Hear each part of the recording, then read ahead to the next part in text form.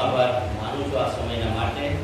આજે સાંજે ફરીથી પ્રભુની સમક્ષ આવવા માટે પ્રભુએ જે કૃપા અને જે સમય આપણને આપ્યો છે, જે તક આપણને આપી છે કે આપણે પ્રભુનું ભજન કરીએ અને પ્રભુના વચનોનું મનન કરીએ અને ઈશ્વરનો જે આશીર્વાદ છે એ આશીર્વાદને આપણે પામી શકીએ. પ્રભુના સેવક દેવાળી સાહેબનું પણ આ સમય ખાસ આભાર માનું છું. બહુ સુંદર ગીતો દ્વારા આજની સભામાં જે આત્મિક વાતાવરણને ઊભું કરવામાં આવ્યું એના માટે પ્રભુના સેવકનો આભાર માનું છું.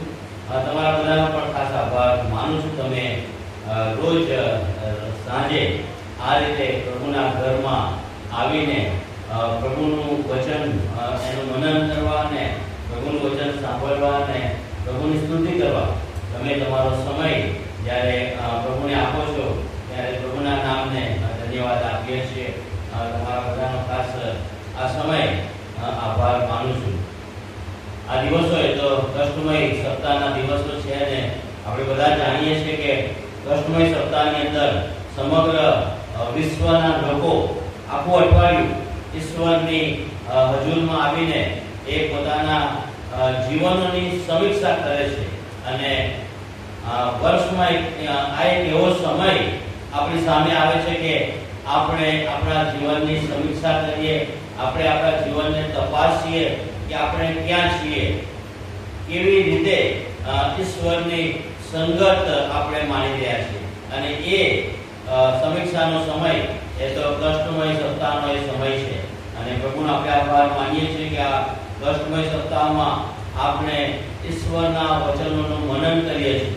પ્રભુએ જે આપણા માટે કર્યું છે એ બધું જ આપણે યાદ કરીને પ્રભુને આપણે મહિમા આપીએ છીએ.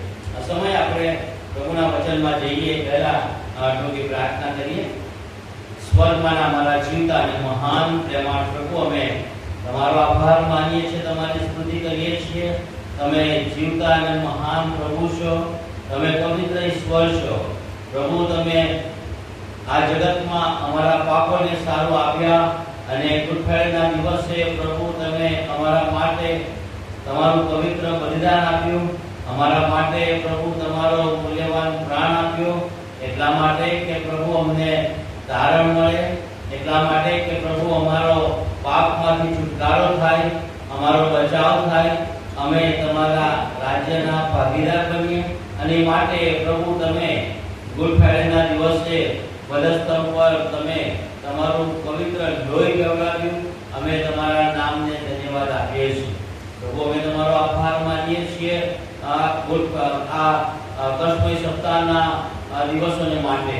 પ્રભુ, તમે અત્યાર સુધી અમારી સહાય અને મદદ કરી અને પ્રભુ છેલ્લા કેટલાક દિવસથી અમે તમારી હજુરમાં આવીને તમારા વચનોનું મનન કરીએ છીએ. તમારા વચનોમાં રહેલા મર્મને પ્રભુ અમે જાણવાનો પ્રયત્ન કરીએ છીએ. પ્રભુ, અમે અમારા જીવનોની સમીક્ષા કરીએ છીએ કે આજે પ્રભુ અમે ક્યાં છીએ. પ્રભુ, આજે અમે કેવી રીતે તમારા માર્ગમાં ચાલી રહ્યા છીએ અને આ બધું જ પ્રભુ અમે શીખવા અને જાણવા માંગીએ છીએ, સમીક્ષા અને અવલોકન કરવા માંગીએ છીએ. ત્યારે પ્રભુ તમે એવું થવા દો કે અમારા જીવનોમાં પ્રભુ અમે તમારો પ્રકાશ પામી શકીએ.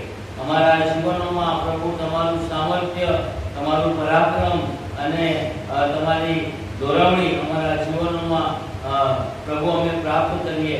એ માટે અમે તમારી પાસે કૃપા અને સહાય માંગીએ છીએ. પ્રભુ, આજે ગુડ ફ્રાઈડેના દિવસે સાંજે જ્યારે અમે તમારી સમક્ષ આવ્યા છીએ ત્યારે અમારા જીવનો પ્રભુ અમે તમને સમર્પિત કરીએ છીએ. પ્રભુ, તમારી કૃપા સતત અમારા જીવનોમાં વહેતી રહે એવું તમે થવા દો.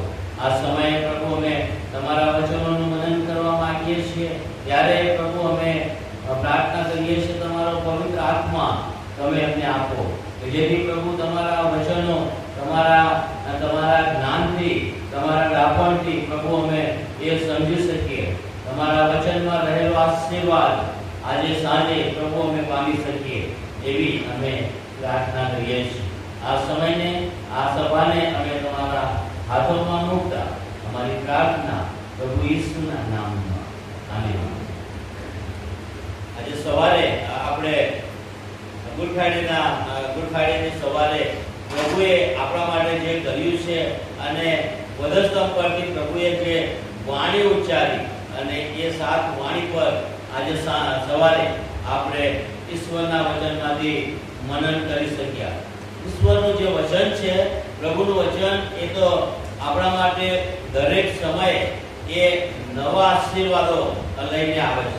પ્રભુનું વચન આપણને દરરોજ એ નવી બાબતો આપણને શીખવાડે છે અને એટલા માટે એ થાય છે કારણ કે ઈશ્વરનું વચન એ જીવંત વચન છે અને ઈશ્વરના વચનમાં રહેલા જે મર્મો છે તેને જ્યારે આપણે જાણીએ છીએ, તેને જ્યારે આપણે એને અનુભવીએ છીએ, ત્યારે આપણે આપણા જીવનમાં વધારે વિશ્વાસમાં દ્રઢ અને મજબૂત બનીએ છીએ. અને માટે ઈશ્વરનું વચન એ આપણા માટે બહુ જ ઉત્તમ વચન છે જેનું આપણે મનન કરીએ છીએ ત્યારે પ્રભુનો આપણે આભાર માનીએ છીએ પ્રભુના જીવંત વચનો માટે. યશાયા પ્રબોધકનું પુસ્તક જે વાંચવામાં આવ્યું, યશાયા પ્રબોધક એનો 49મો અધ્યાય અને એની 1 થી 13 કલમો અહીંયા વાંચવામાં આવી. 11મી જે કલમ છે એ 11મી કલમ આપણે ફરીથી વાંચીશું અને ત્યાં પ્રમાણે લખવામાં આવ્યું છે, મારા સર્વ પર્વતો પર હું માર્ગ કરીશ ને મારી સડકો ઊંચી થશે.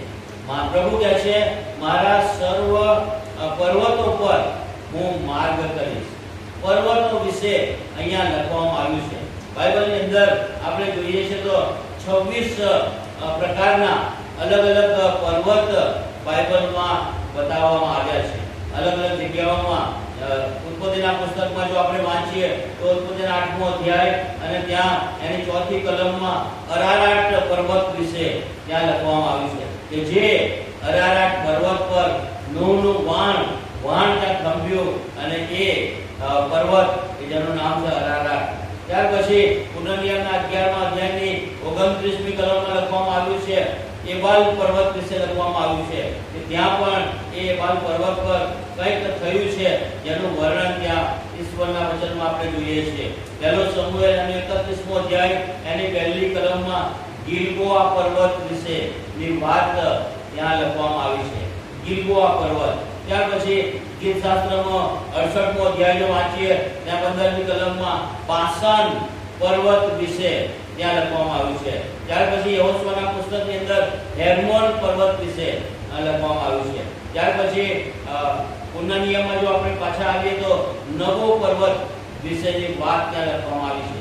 અને આ રીતે બાઇબલમાં અલગ અલગ 26 પર્વતો આવેલા છે કે જે પર્વતો એનું વર્ણન ત્યાં બાઇબલમાં કરવામાં આવ્યું છે જેનો અલગ અલગ અર્થ બાઇબલમાં આપણે જોઈએ છીએ. જે પ્રમાણે આપણે આ જગતની અંદર જોઈએ છીએ તો જે મોટા મોટા પર્વતો આવેલા છે, અંબાજીનો પર્વત આવેલો છે કે જ્યાં લોકો ત્યાં જઈને યાત્રાએ ત્યાં જાય છે, ત્યાં જઈને એ એમના દેવી દેવતાઓનું ભજન કરે છે.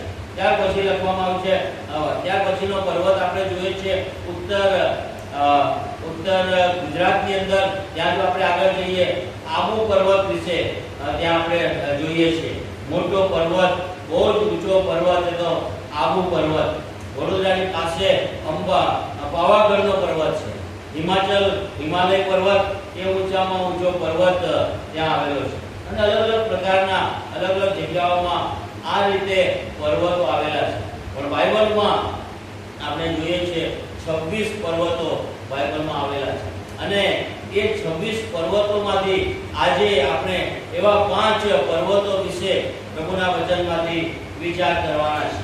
5 પર્વતો કે જેનો અર્થ આજે આપણે ઈશ્વરના વચનમાંથી જોવાના છે. અહીંયા 11મી કલમમાં લખવામાં આવ્યું છે, પ્રભુ કહે છે, મારા સર્વ પર્વતો પર હું માર્ગ કરીશ.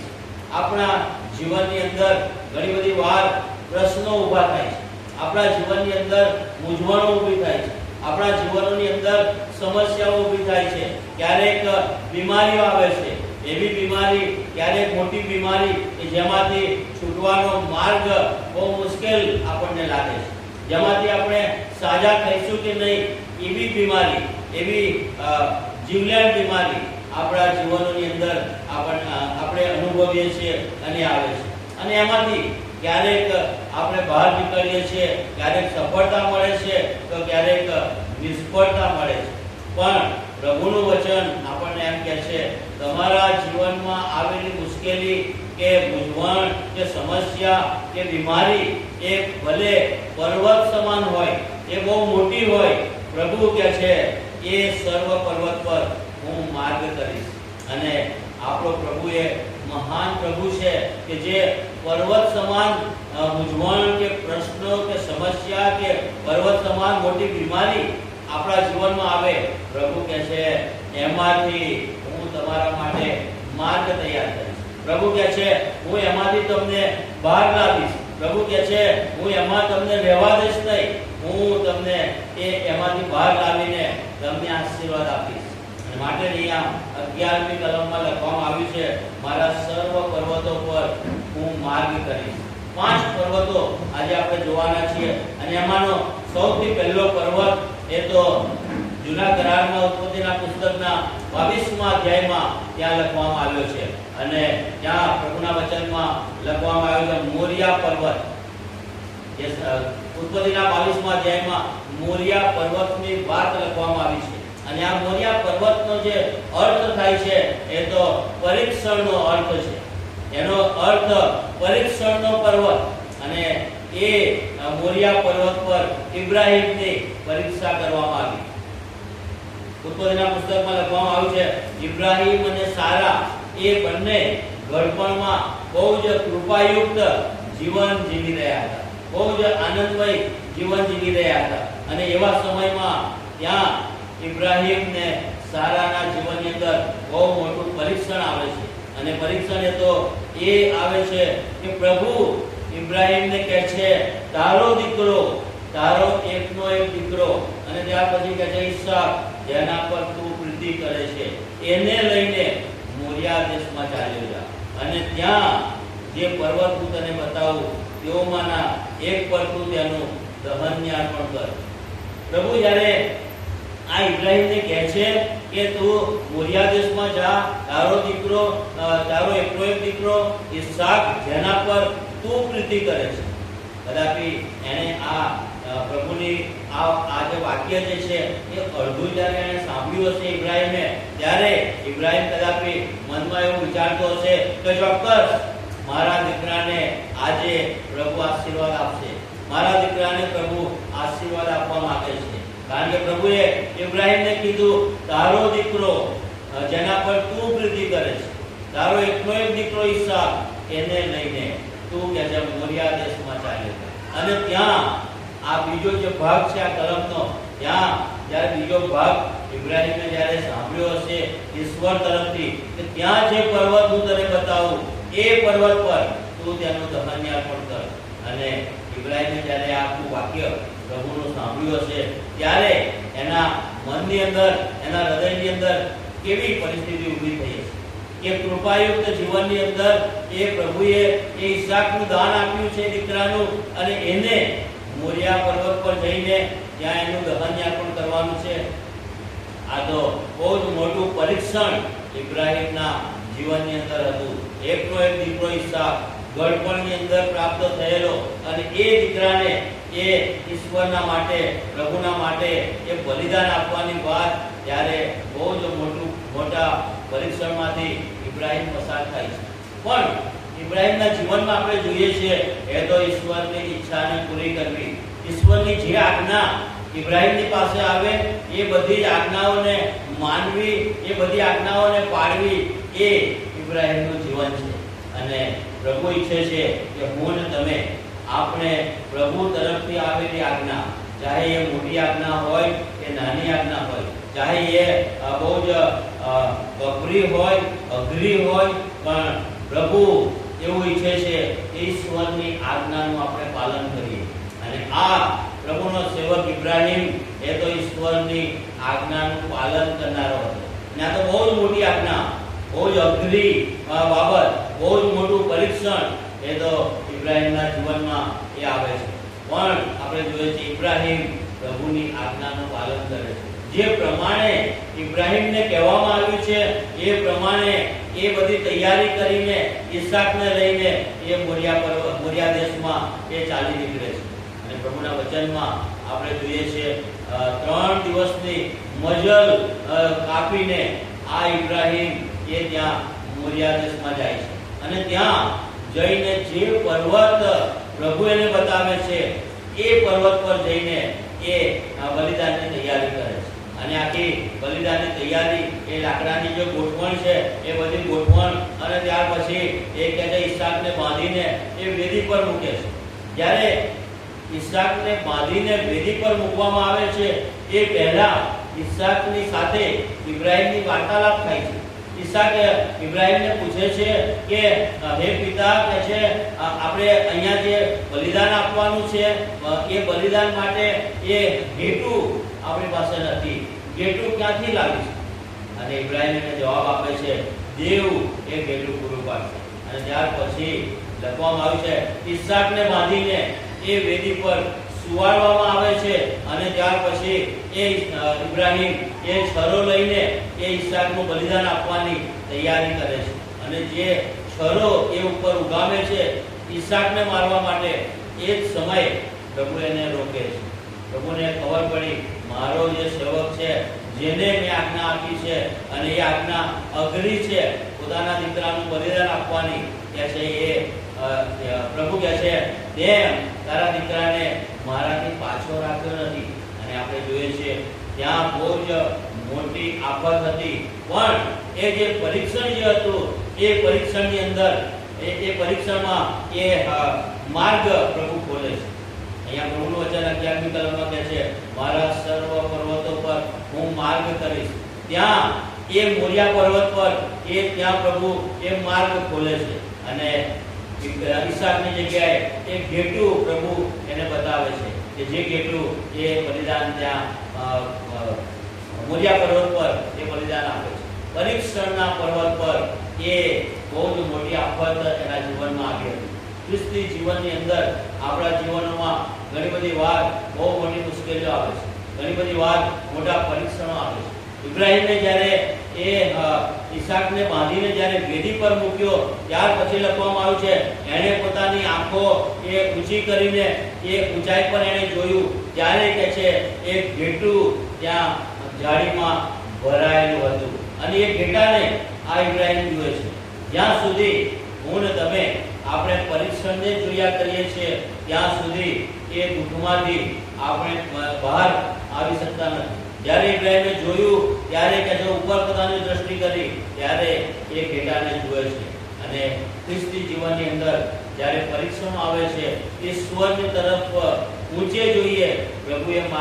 પ્રભુએ મુશ્કેલી કે પરીક્ષણમાંથી પ્રભુ આપણને બહાર લાવશે. અને માટે જ પ્રભુના વચનમાં લખવામાં આવ્યું છે મારા સર્વ પર્વતો પર પ્રભુ કહે છે હું માર્ગ કરીશ. આ મોરિયા પર્વત પર ઇબ્રાહીમના માટે પ્રભુએ એક માર્ગ તૈયાર કર્યો અને એના દીકરા ઈસાકનું બલિદાનની જગ્યાએ એક ઘેટાનું બલિદાન આપે છે. ત્યારબાદ બાઇબલમાં એક બીજો પર્વત કે જેના માટે લખવામાં આવ્યું છે પહેલો રાજા અને 18મા અધ્યાયમાં ત્યાં લખવામાં આવ્યું છે. અને એ બીજો પર્વત એ તો કાર્મેલ પર્વત છે કે જે કાર્મેલ પર્વતનો અર્થ થાય છે વિરોધનો પર્વત. મોરિયા પર્વત જે છે એનો અર્થ થાય છે પરીક્ષણનો પર્વત અને કાર્મેલ પર્વત એનો અર્થ છે વિરોધનો પર્વત. એલિયા ઈશ્વરના માટે કાર્મેલ પર્વત પર એકલો ઊભો રહ્યો છે. ચારે બાજુ એલિયાની ચારે બાજુ બહુ જ મોટો વિરોધ છે. બાલના 450 પ્રબોધકો એ એલિયાની સામે ઉભેલા છે. ત્યાં ઇઝેબેલ રાણી ત્યાં એલિયાની સામે છે. ત્યાં આહાબ રાજા એ એલિયાની સામે છે. ઇસ્રાયેલી લોકો જે 2 મણવાળા હતા એ ત્યાં હાજર હતા. અને આવી મોટી ભીડની વચ્ચે એલિયા પ્રભુનો સેવક એકલો ઉભેલો છે. બહુ જ મોટો વિરોધ છે અને વિરોધની વચ્ચે આ પ્રભુનો સેવક એલિયા ઉભેલો છે. ઘણી બધી વાર આપણા જીવનની અંદર આપણે વિરોધનો સામનો કરીએ છીએ. બહુ જ મોટા કે નાના વિરોધમાંથી આપણે પસાર થઈએ છીએ. ઘણી વાર એવો વિરોધ આપણી સામે આવે છે કે જે વિરોધમાંથી બહાર કેવી રીતે આવવું એ આપણા માટે પ્રશ્ન ઊભો થાય છે. ખ્રિસ્તી જીવનની અંદર વિરોધ આવવો એ બહુ જ અગત્યની વાત છે. ત્યારે જ આપણે પ્રભુના વિશ્વાસમાં દ્રઢ બનીએ છીએ. ગઈકાલે આ મંડળીના એક વડીલની સાથે હું વાત કરતો હતો અને એમણે એક બાબત કીધી કે આવનાર સમયમાં આજે જે કટ્ટરપંથી જે લોકો છે જેમણે આવનાર સમયમાં આપણા માટે બહુ મોટો એજન્ડા એમણે તૈયાર કર્યો છે. આપણને સતાવવા માટે, ખાસ કરીને દક્ષિણ ગુજરાતના વિશ્વાસી ખ્રિસ્તી લોકોના માટે બહુ જ મોટો તખ્તો તૈયાર કરેલો છે.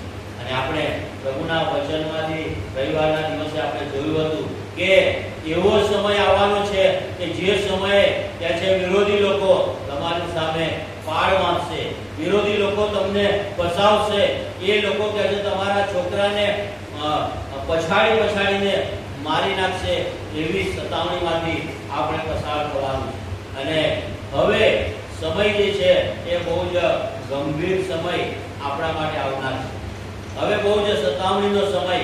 થોડા સમય પહેલા મણિપુરની અંદર આપણે જોયું હતું કેવી ભયાનક સતાવણી ત્યાં થઈ. જો તમે એના સમાચાર સાંભળ્યા હોય, એને જો ધ્યાનથી તમે એને જો લક્ષ્ય આપ્યું હોય તો ત્યાં જે વિશ્વાસી ખ્રિસ્તી લોકો છે જેમને મારી નાખવામાં આવ્યા, જેમના કુટુંબના લોકોને ભયાનક રીતે સતાવવામાં આવ્યા અને બહુ મોટી મુશ્કેલીમાંથી એમને પસાર થવું પડ્યું અને હજારો લોકો ત્યાં મૃત્યુ પામ્યા. અને એવો સમય હવે આપણી મધ્ય આવનાર છે.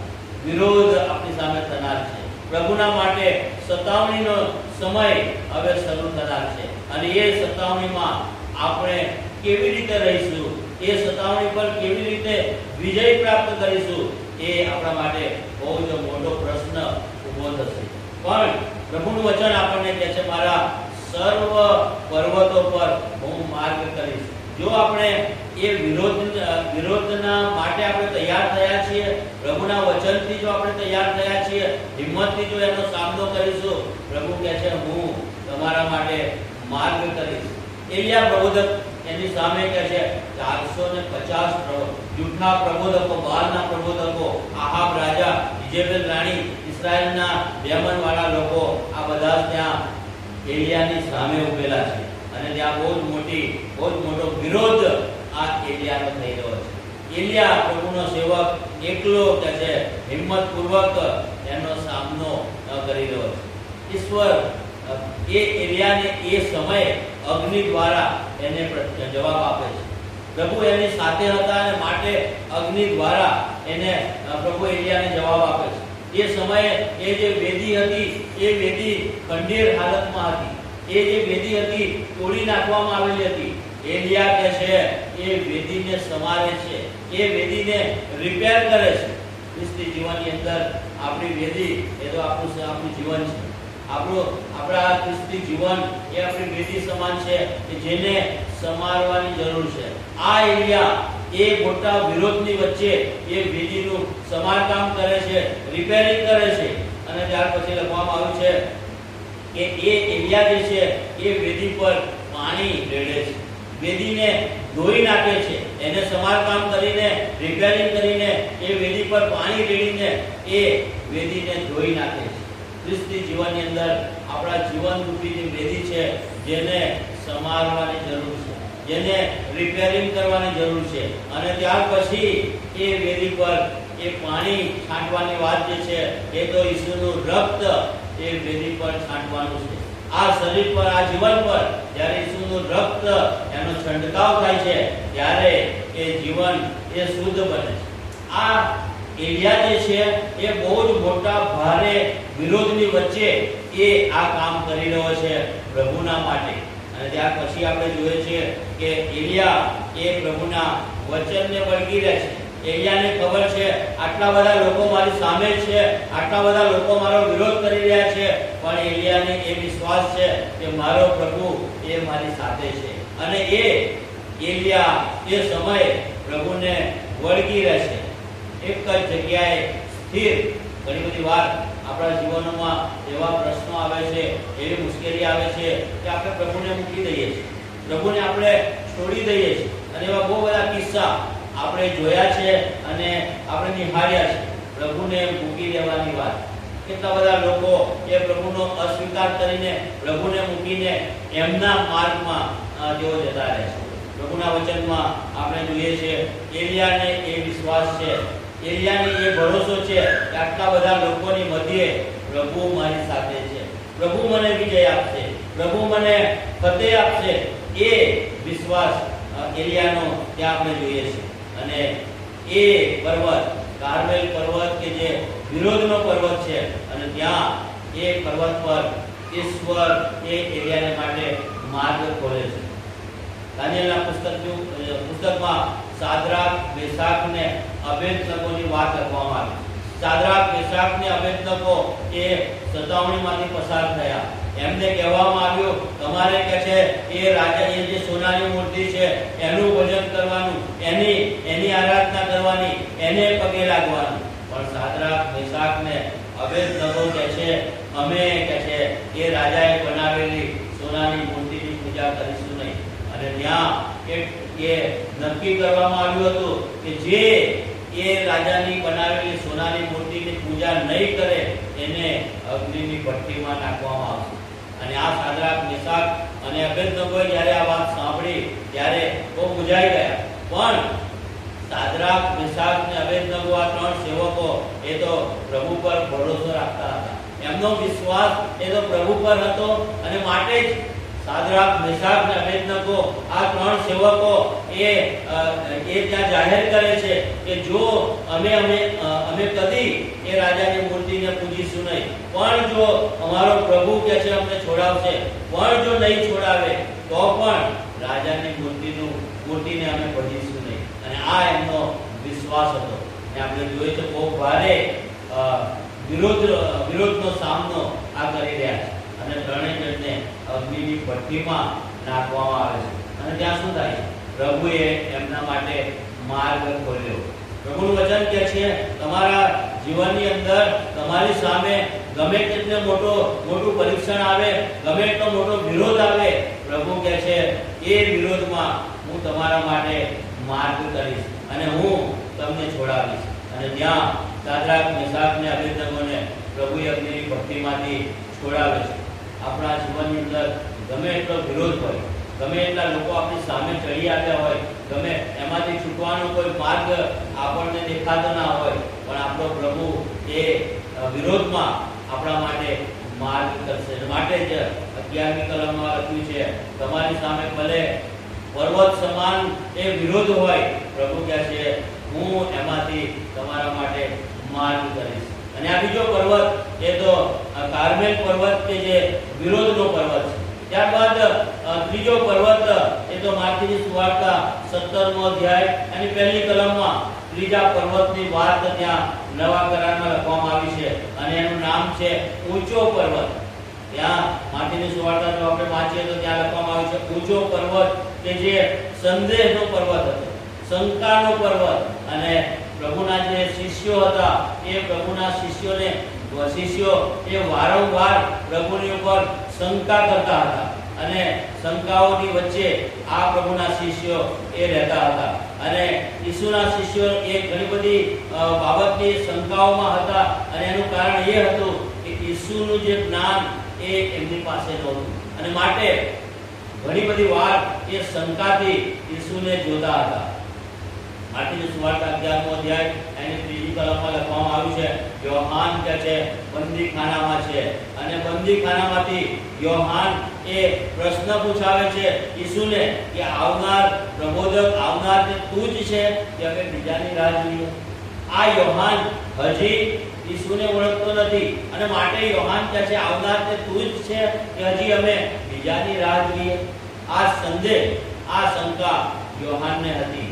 ત્યાર પછી માર્કની સુવાર્તા 14મો અધ્યાય અને 26મી કલમ ત્યાં લખવામાં આવ્યું છે કે જ્યારે ઈસુ સમુદ્ર પર ચાલે છે ત્યારે સામે હોડીમાં એના શિષ્યો હતા. અને એના શિષ્યો ઈસુને ઓળખી શકતા નથી. અને એ પ્રભુના શિષ્યો ત્યાં ગભરાઈ જાય છે કે કોણ આવી રીતે સમુદ્રના પાણી પર ચાલીને આવે છે. અને ત્યાં એમને શંકા જાય છે.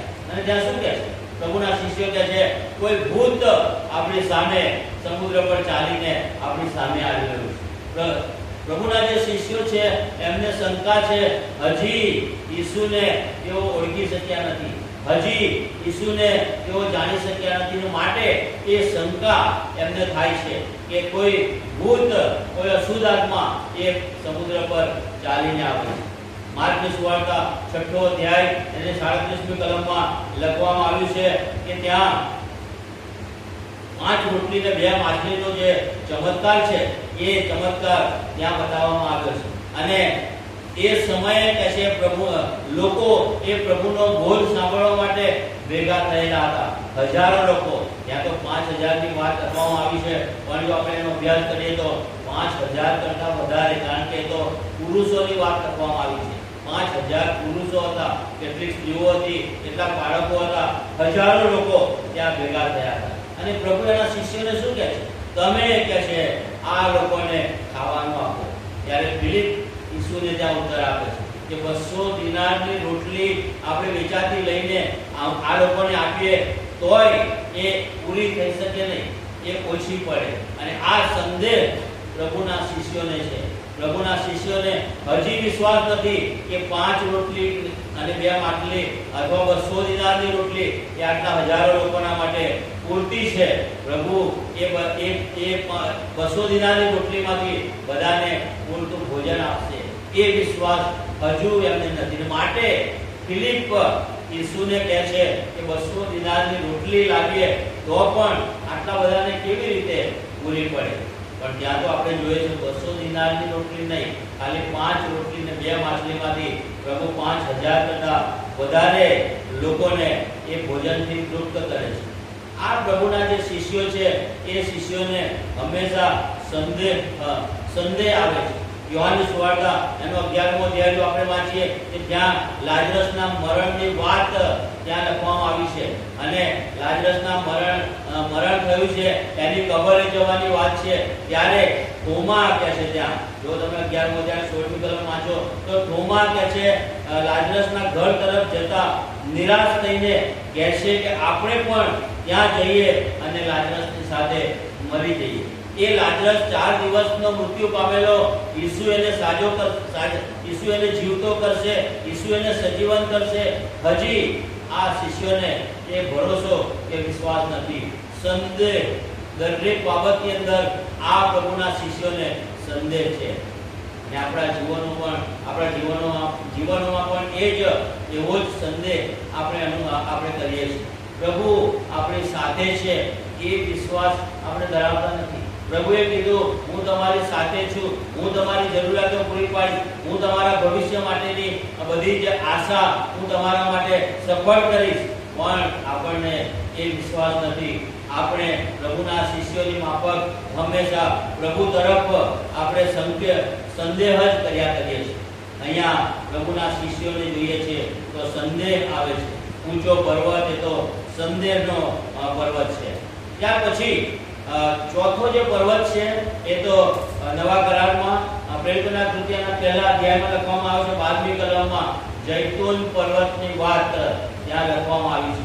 પ્રભુ ઈસુને વધસ્તંભે જડી દેવામાં આવ્યા. પ્રભુ ઈસુની સાથે પ્રભુના શિષ્યો 3.5 વર્ષ સુધી રહ્યા. પ્રભુના ચમત્કારો જોયા, પ્રભુની સાથે ફર્યા અને પ્રભુએ મહાન અને પરાક્રમી કામો કર્યા. એ કામો આ પ્રભુના શિષ્યોએ નિભાવ્યા. પણ આપણે જોઈએ છે એ શિષ્યોને બહુ મોટો ભય હતો. આ જૈતૂન પર્વત જેનો અર્થ થાય છે ભયનો પર્વત. અને શિષ્યો જે છે પ્રભુના એ વારંવાર એમને એ ભય હતો. અને ઈસુના મરણ પછી એ પ્રભુના શિષ્યો એ બહુ ડરી ગયા.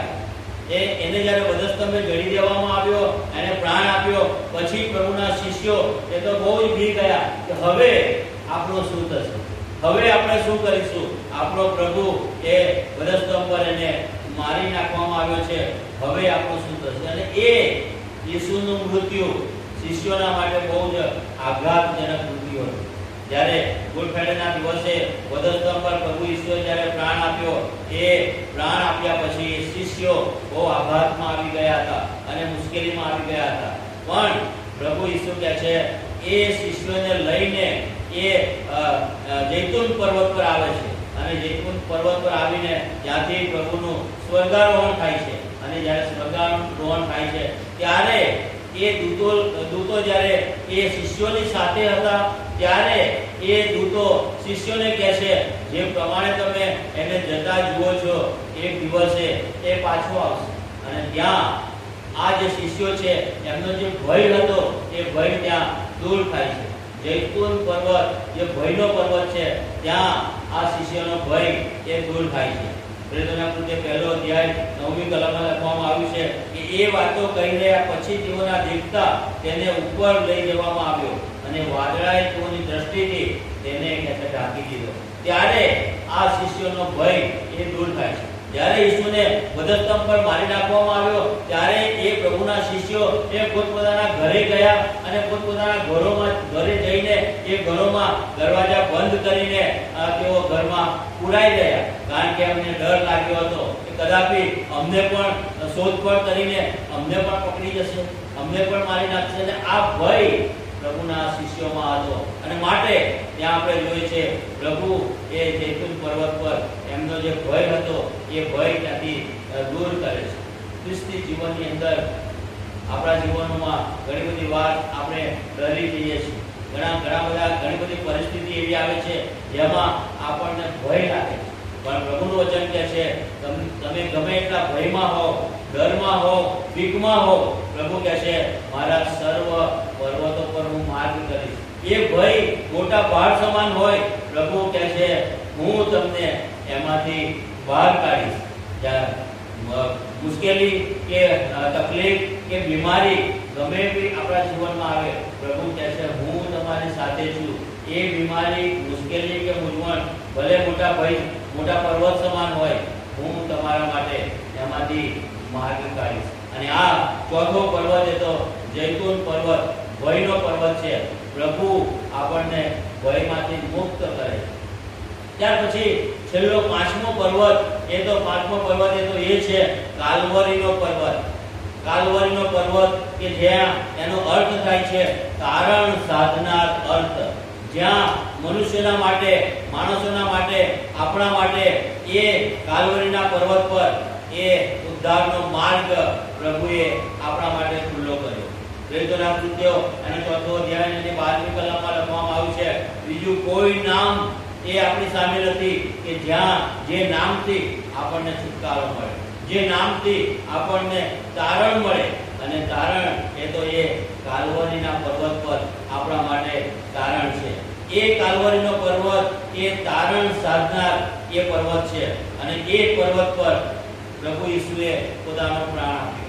એ કાલ્વરીના પર્વત પર પ્રભુ ઈસુએ પોતાનો રક્ત વહેવડાવી દીધું અને એ પર્વત એ આપણને જીવન આપનાર પર્વત છે, આપણો બચાવનાર પર્વત એ તો કાલ્વરીનો પર્વત છે. અને આ પર્વત જ્યાં આપણા માટે છુટકારો થયો, જ્યાં આપણને પાપોની માફી, જ્યાંથી આપણને મોક્ષ મળે છે, જ્યાંથી આપણે બચી જઈએ છીએ, એ કાલ્વરીનો પર્વત એ આપણા માટે બહુ જ આશીર્વાદ સમાન છે. અને આ રીતે 5 પર્વતો બાઇબલની અંદર જેનું વર્ણન આપણે આજે જોયું છે. પરીક્ષણનો પર્વત એ તો મોરિયા પર્વત કે જ્યાં પરીક્ષણ થયું, પ્રભુએ એ પરીક્ષણમાંથી ઇબ્રાહીમને બહાર લાવ્યા અને પરીક્ષણમાંથી પ્રભુએ એને યોગ્ય માર્ગ બતાવ્યો. બીજો પર્વત કાર્મેલ કે જ્યાં વિરોધનો પર્વત, એલિયાની સામે બહુ જ મોટો વિરોધ થયો, કેટલા બધા લોકો એની સામે હતા. પ્રભુએ એ વિરોધની વચ્ચે આ એલિયાની મદદ કરી, વિરોધમાંથી પ્રભુએ એને બહાર કાઢ્યા. પ્રભુ આપણા જીવનની અંદર પણ ગમે એટલા વિરોધ આપણી સામે આવે, આપણે ડરીએ નહીં, પ્રભુ આપણી સાથે છે. એ વિરોધની વચ્ચે પ્રભુ કહે છે હું તમારા માટે માર્ગ કાઢીશ. સંદેહ, ઊંચો પર્વત, ત્રીજો પર્વત ઊંચો પર્વત એટલે સંદેહનો પર્વત છે. ઘણી બધી વાર એ સંદેહ આપણને આવે છે, પ્રભુના માટેનો સંદેહ, આપણે પ્રભુની પર સંદેહ લાવીએ છીએ અને સંદેહના કારણે આપણે આપણા જીવનની અંદર આપણે સફળ થતા નથી. અને પ્રભુ આપણને કહે છે તમારો જે સંદેહ છે એ સંદેહ કે જે હું દૂર કરીશ. ત્યાર પછી ચોથો પર્વત એ તો જૈતુન પર્વત, ભયનો પર્વત, બીકનો પર્વત. આપણા જીવનની અંદર જે કંઈ બીક આપણી સામે આવે છે, પ્રભુ કહે છે હું તમારી સાથે છું. તમે કહે છે પાણીઓમાં થઈને જશો, પાણી તમને ડૂબાડશે નહીં, કારણ કે હું તમારી સાથે છું. અને આ ભયનો પર્વત, એમાં પ્રભુ આપણા માટે માર્ગ કાઢે છે. અને કાલવારીનો પર્વત, તારણ સાધના પર્વત, તારણનો પર્વત, કે જે પર્વત પર આપણા પાપોના માટે પ્રભુએ પોતાનું પ્રાયશ્ચિત આપ્યું, બલિદાન આપ્યું અને આપણને જીવન મળે માટે એ કાલવારીના પર્વત પર પ્રભુએ પોતાના પ્રાણની આહુતિ આપી દીધી, પોતાનો પ્રાણ, પોતાનું બલિદાન આપી દીધું, કે જેથી આપણો છુટકારો થાય. અને આ કાલવારીનો પર્વત એ આપણા માટે બહુ જ આશીર્વાદ સમાન એ સાબિત થાય છે. ગુડ ફ્રાઇડેના દિવસે એ કાલવારીના પર્વત પર આપણા માટે પ્રભુએ પોતાનું પ્રાયશ્ચિત આપ્યું છે, આપણા માટે પોતાનું લોહી કેવડાવી દીધું છે, એટલા માટે કે આપણને જીવન મળે. અને પ્રભુ ઈચ્છે છે કે આપણે બધા જ એ કાલવારીના પર્વત પર જઈએ, એ કાલવારીના પર્વત પર વિશ્વાસ કરીએ, એ કાલવારીના પર્વત પર જ્યાં આપણું તારણ છે, જ્યાં આપણા માટે મોક્ષ છે, જ્યાં આપણો બચાવ છે, એ કાલવારીના પર્વતને આપણે ભૂલીએ નહીં. અને પ્રભુ કહે છે ગમે તેવી મુશ્કેલી, ગમે તેવો ભય, ગમે તેવું પરીક્ષણ, ગમે તેવો વિરોધ તમારી સામે આવશે, 11મી કલમમાં કહે છે, પ્રભુ કહે છે હું એમાંથી તમારા માટે માર્ગ કરીશ. અને આપણો પ્રભુ એ મહાન પ્રભુ છે કે જે આપણી સામે પહાડ સમાન વિરોધ હોય, પરીક્ષણ હોય, ભય હોય, બીક હોય, સંદેહ હોય, પ્રભુ કહે છે હું તમારા માટે માર્ગ કરીશ. પ્રભુ આપણી સહાય કરે, મદદ કરે કે આપણે રોજે રોજ પ્રભુની સાથેની નિકટતાનું જીવન જીવીએ. પરીક્ષણ આપણી સામે આવશે, પણ પ્રભુ કહે છે એ પરીક્ષણમાંથી હું તમારા માટે માર્ગ કરીશ. બીક લાગશે, ડર લાગશે, પ્રભુ કહે છે ભલે તમને ડર લાગે, હું એમાંથી, એ ડરમાંથી હું તમને તમારા માટે માર્ગ કરીશ. સંદેહ આપશે, સંદેહ લાવીશું આપણે આપણા જીવનની અંદર ઘણી બધી બાબતો વિશે આપણને સંદેહ થશે. હવે શું થશે, કાલે શું થશે, ભવિષ્યમાં શું થશે, આપણા બાળકોનું શું થશે, એ સંદેહ પ્રભુ કહે છે તમે લાવશો નહીં. હું એ સંદેહમાં હું તમારા માટે માર્ગ ખોલીશ. વિરોધ હોય, પરીક્ષણ હોય, સંદેહ હોય, ભય હોય, પ્રભુ કહે છે તમારા માટે હું માર્ગ કરવા તૈયાર છું. પ્રભુ આપણી સહાય કરે, મદદ કરે કે આપણે રોજે રોજ પ્રભુની નિકટતાનું જીવન જીવીએ. આ બધી બાબતો આપણી સામે આવે, કદી આપણે ડરીએ નહીં. પ્રભુમાં આપણે વધારે મજબૂત બનીએ, એ પ્રભુની ઈચ્છા છે. અને પ્રભુના માર્ગમાં જ્યારે આપણે ચાલીએ છીએ ત્યારે ગમે એટલી પર્વત સમાન, પહાડ સમાન કે આફત, મુશ્કેલી, દુઃખ કે બીમારી હોય, પ્રભુ કહે છે હું તમારી સાથે છું, હું તમને કદી મૂકી દઈશ નહીં. પ્રભુ આપણી સહાય કરે, મદદ કરે કે રોજે રોજ આપણે પ્રભુના માર્ગમાં ચાલીને, પ્રભુના વિશ્વાસમાં રહીને, પ્રભુનો જે આશીર્વાદ છે એ આશીર્વાદ પ્રાપ્ત કરીને પ્રભુને મળવા માટે આપણે તૈયાર થઈએ. પ્રભુ બહુ ટૂંક સમયની અંદર, બહુ નજીકમાં એના લોકોને લેવા માટે એ આવવાનું છે. ત્યારે આપણે એના આગમન માટે તૈયાર થઈએ. પ્રભુ આપણી સહાય અને આપણી મદદ કરે. આમીન. પ્રાર્થના કરીએ. જીવંત અને મહાન પ્રભુ, અમે તમારો આભાર માનીએ છીએ, કારણ કે તમે જીવતા ઈશ્વર છો. પ્રભુ તમે આ જગતમાં આવ્યા અને મારા માટે કાલવારીની ટેકરી પર તમારા પ્રાણની આહુતિ આપી. પ્રભુ તમે અમારા માટે પ્રાયશ્ચિત આપ્યું, તમારું પવિત્ર બલિદાન આપ્યું, એટલા માટે કે પ્રભુ અમારો છુટકારો થાય, એટલા માટે કે પ્રભુ અમે પાપમાંથી મુક્ત થઈએ, એટલા માટે કે પ્રભુ અમારો બચાવ થાય. અને અમારા બચાવને માટે કાલવારીના પર્વત પર પ્રભુ તમે તમારો પ્રાણ આપ્યો. અમે તમારા નામને ધન્યવાદ આપીએ છીએ. પ્રભુ આજે અમે એ દિવસને, એ સમયને અમે યાદ કરીએ છીએ કે જે સમયે એ કાલવારીના પર્વત પર દુઃખો અને કષ્ટ સહન કરીને પ્રભુ તમારા પ્રાણની આહુતિ આપીને અમારા માટે જે માર્ગ તૈયાર કર્યો છે. અમે તમારા નામને ધન્યવાદ આપીએ છીએ. પ્રભુ અમારા જીવનમાં ઘણો બધો વિરોધ અમારી સામે આવે છે અને એ વિરોધનો પ્રભુ અમારે સામનો કરવો પડે છે. પણ પ્રભુ તમે કહ્યું છે કે પહાડ સમાન એ વિરોધ તમારી સામે આવ્યો હોય, હું એમાંથી તમારા માટે માર્ગ કરીશ. પ્રભુ ઘણી બધી વાર અમે તમારા પર વિશ્વાસ અને ભરોસો રાખવાને બદલે પ્રભુ અમે તમારી પર સંદેહ લાવીએ છીએ. પ્રભુ અમે શંકા અને કુશંકા રાખીને પ્રભુ અમે અમારા માર્ગમાં અમે સ્થિર થતા નથી. ત્યારે પ્રભુ અમે તમારી તરફ દ્રષ્ટિ કરીએ છીએ અને પ્રાર્થના કરીએ છીએ, એવા સંદેહમાં પ્રભુ તમે અમારી સહાય અને અમારી મદદ કરજો, એવી અમે પ્રાર્થના કરીએ છીએ. ખાસ પ્રાર્થના કરીએ છીએ પ્રભુ અમારી સામે જે અવરોધરૂપ બાબતો આવે છે, અમારા વિશ્વાસની સામે જે બાબતો અવરોધરૂપ બને છે, પ્રભુ એમાં તમે અમારી મદદ કરજો, અમારી સહાય કરજો અને પ્રભુ નિત્ય તમારી કૃપા અને તમારી હાજરી અમારા જીવનોમાં અમે અનુભવીએ અને આ જગતમાં રહેતા પ્રભુ અમે તમારા આગમન સુધી તમારા વિશ્વાસમાં દ્રઢ રહીને તમારા આગમનને માટે તૈયાર થઈએ એ માટેની કૃપા પ્રભુ અમે તમારી પાસે માંગીએ છીએ. અહીંયા બેઠેલા સર્વને પ્રભુ તમે આશીર્વાદ આપજો, સામર્થ્ય આપજો, સંદેહમાંથી દૂર કરજો, વિરોધના વિરોધમાંથી તમે તેઓનો બચાવ કરજો, પરીક્ષણમાંથી પ્રભુ એમ દરેકને તમે સફળતા આપજો અને પ્રભુ અમે આ બધું જ એનો સામનો કરીને અમે તમારામાં વિજયી બનીએ, કારણ કે તમે એ મરણ પર વિજય પ્રાપ્ત કર્યો છે, એ સંદેહ, એ વિરોધ અને એ પરીક્ષણો પર તમે જીત પામ્યા છો. ત્યારે પ્રભુ તમે એવું થવા દો, અમે પણ એ બધી જ બાબતો પર તમારી કૃપામાં અમે વિજયી બનીએ એવી અમે કૃપા માંગીએ છીએ. પ્રભુ તમે પ્રત્યેકની સહાય અને મદદ કરજો. અમારી આ પ્રાર્થના અમારા ઉદ્ધારકર્તા પ્રભુ ઈસુના નામ. આમેન.